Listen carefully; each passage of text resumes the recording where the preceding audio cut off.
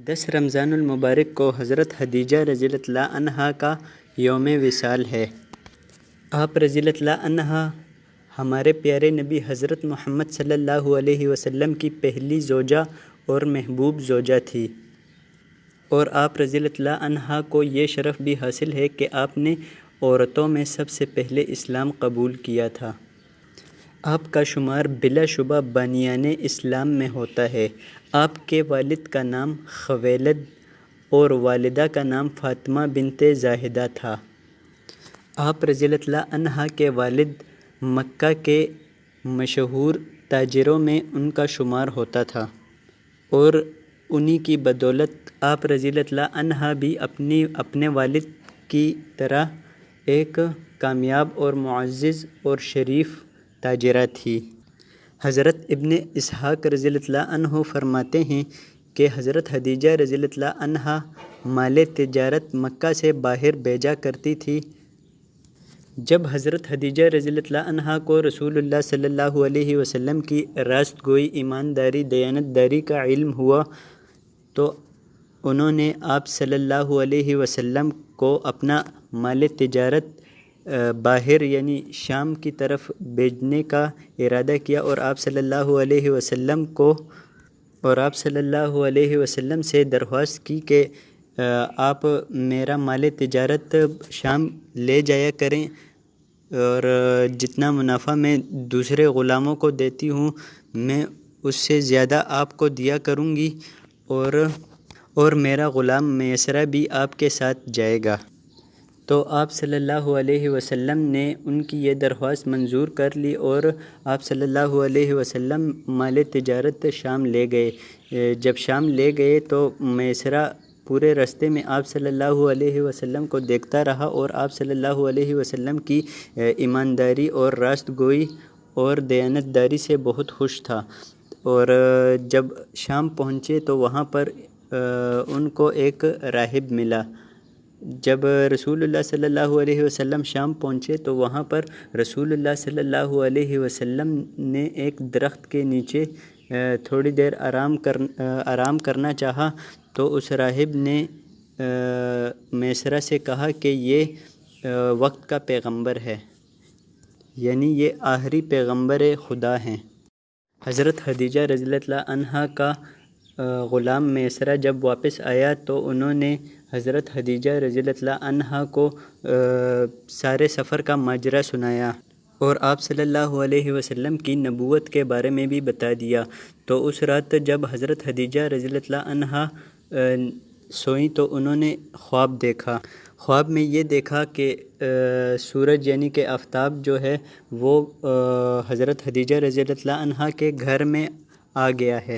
اور مکہ مکرمہ میں کوئی گھر ایسا نہیں کہ جس میں اس سورج کی روشنی نہ ہو۔ تو جب حضرت خدیجہ رضی اللہ عنہا بیدار ہوئی تو اپنے چچا زاد بھائی ورقہ بن نوفل کے پاس چلی گئیں اور ان سے اس خواب کی تعبیر جاننا چاہی، تو انہوں نے فرمایا کہ آپ کا نکاح نبی آخر الزمان سے ہوگا۔ تو یہ سننے کے بعد حضرت خدیجہ رضی اللہ عنہا کو جیسا کہ پہلے ہی علم ہو چکا تھا کہ رسول اللہ صلی اللہ علیہ وسلم کی راست گوئی کے بارے میں اور ایمانداری کے بارے میں، تو حضرت خدیجہ رضی اللہ عنہا نے خواہش ظاہر کی کہ میں رسول اللہ صلی اللہ علیہ وسلم سے نکاح کرنا چاہتی ہوں۔ تو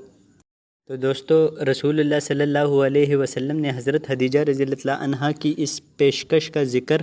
اپنے چچاؤں سے کیا، تو حضرت امیر حمزہ رضی اللہ عنہ حضرت خدیجہ رضی اللہ عنہا کے والد محترم خویلد بن اسعد کے پاس گئے اور ان سے درخواست کی، تو انہوں نے اس درخواست کو قبول کیا۔ دوستو، یہاں پر آپ کو ایک بات بتاتا چلوں کہ حضرت ابراہیم رضی اللہ عنہ کے علاوہ آپ صلی اللہ علیہ وسلم کی جتنی بھی اولاد تھی وہ تمام کی تمام جو تھی وہ حضرت خدیجہ رضی اللہ عنہا کے بطن سے تھی، اور آپ صلی اللہ علیہ وسلم کے سب سے بڑے بیٹے کا نام قاسم تھا، جو کہ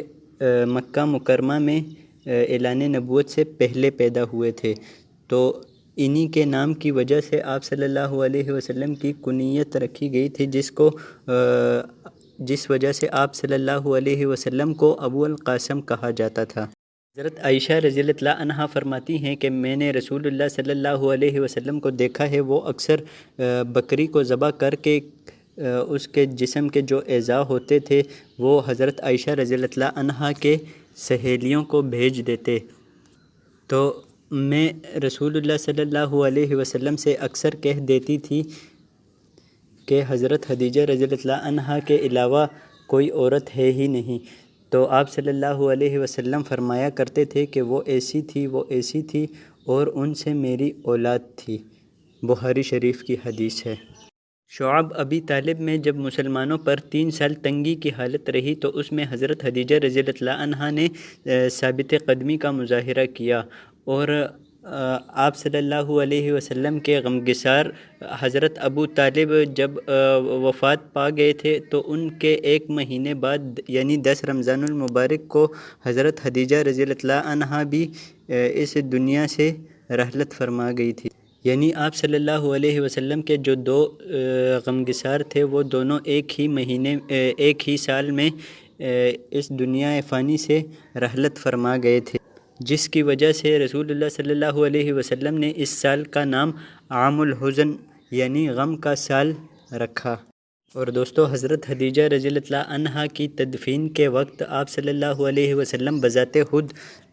قبر مبارک کے پاس تشریف لے گئے اور حضرت خدیجہ رضی اللہ عنہا کو خود ہی سپرد خاک کیا۔ تو دوستو، امید کرتا ہوں آپ کو آج کی یہ ویڈیو بہت پسند آئی ہوگی۔ اگر ویڈیو پسند آتی ہے تو اپنے دوست احباب کے ساتھ لازمی طور پر شیئر کیجیے گا۔ آج کی ویڈیو میں بس اتنا ہی، مجھے دیجیے اجازت، اللہ حافظ۔